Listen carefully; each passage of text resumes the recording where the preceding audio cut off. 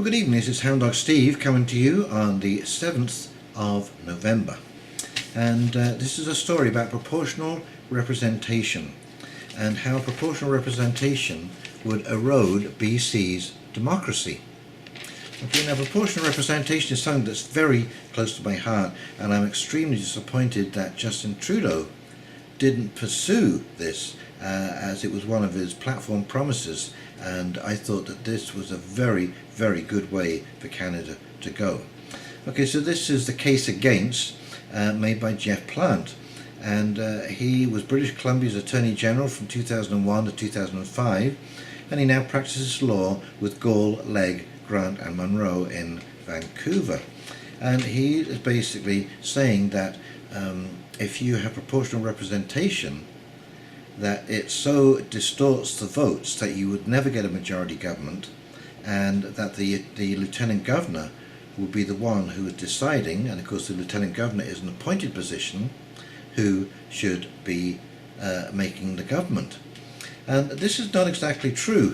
The argument that he makes is that in 2017, on this occasion, the Lieutenant Governor's role in choosing a Premier was nothing like a mere formality. John Horgan owes his office as Premier to a decision made by the Honourable Judith Guichon as Lieutenant Governor to reject the advice of her Premier Christy Clark immediately after her defeat in a vote of confidence in the House, and instead to call upon Mr Horgan to form a government. There were other decisions that the Lieutenant Governor could have made. For example, she could have accepted the advice of Miss Clark and dissolved the House, thereby causing another election. Mr Guichon has not had to defend her decision publicly. It was made behind closed doors. Well, firstly, I would say that that's only one example, and it's not a good example. Okay, because Christy Clark had lost a vote of confidence, and when you've had an election and you go to the Lieutenant Governor and you can, that's the question that the Lieutenant Governor asks you, is can you form a government? Do you have the confidence of the floor to form a government? And Christy Clark did not. And Mr Horgan, even though it was very narrow, he just squeaked through, he had the confidence of the floor and could form a government. So the Lieutenant Governor was well within her rights, and she did not influence the forming of government. She saved the public, and this is one of her jobs, she saved the public another costly election. And I don't think there is anything wrong with that at all. And we have to remember that what we're doing right now is we're bouncing backwards and forwards from conservative to liberal. And as we can see, the right is becoming more right and the left is becoming more left. And we're going to continue to do this because, again, as we saw in the US, okay, people who didn't like Clinton only had really one, I know they had Bernie Sanders, but really there was only one other tool in the chest. Okay? And so you had to play that side against the Clinton side, or vice versa. I'm sure there are people who held their noses and voted for Hillary. Okay, so when you're doing this kind of stuff, we move further and further and further towards more radicalization of political ideologies. Okay, now proportional representation is actually the public's best friend.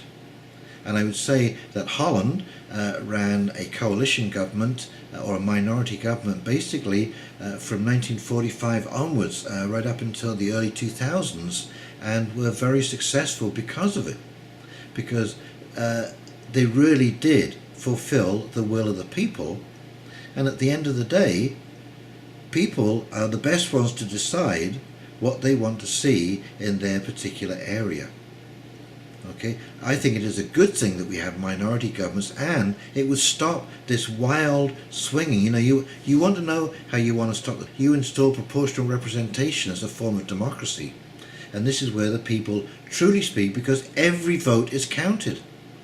You wonder why people don't participate in elections, and I can tell you quite easily why. It's because they don't feel like they're part of the process. The way we do things now just alienates people from the process. Okay, they feel they've got no say in anything at all, and the government seems to be playing into that. You know, we're isolating people more and more. We had electronic voting in City of Quarter Lakes this year. It was an absolute disaster. Okay, we had an 18% turnout of young people between 18 and 30 years old. The overall turnout was somewhere a little over 30%. Okay, because we have a significant number of retirees who struggled with this new form of voting. And funnily enough, wouldn't you just know it, we have a wonderful example in Toronto because they did only paper balloting. We had to hold over the election result, voting for another day, because there was a slowdown in software. There was all kinds of strange things going on. People were confused.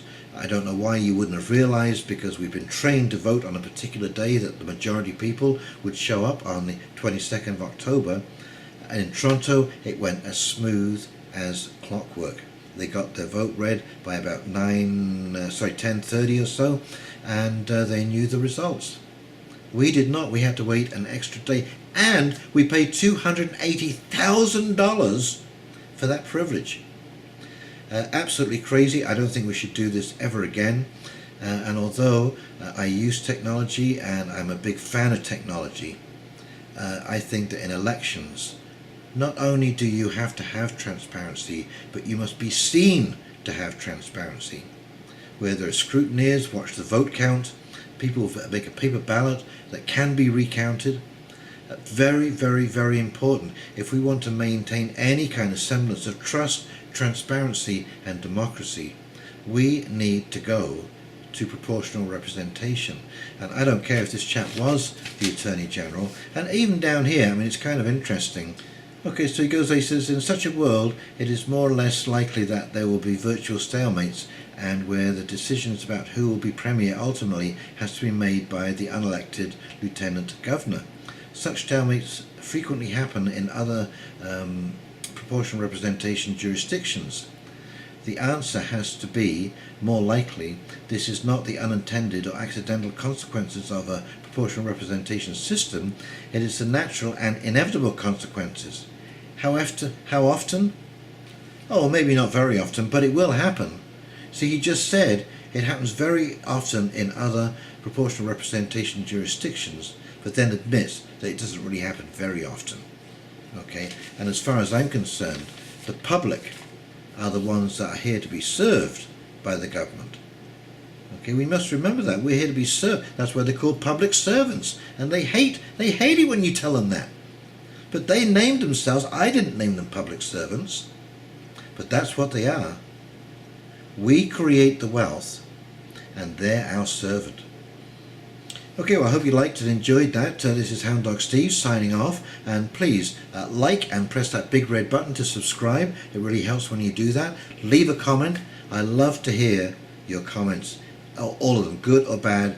I don't delete comments, I don't delete trolls, although I do go to check to see if somebody has a channel, and I assume if somebody doesn't have a channel, or there's a channel with nothing on it, that I'm being trolled, and I just ignore the whole thing. So please leave a comment, and we will talk to you real soon. See you now. Bye.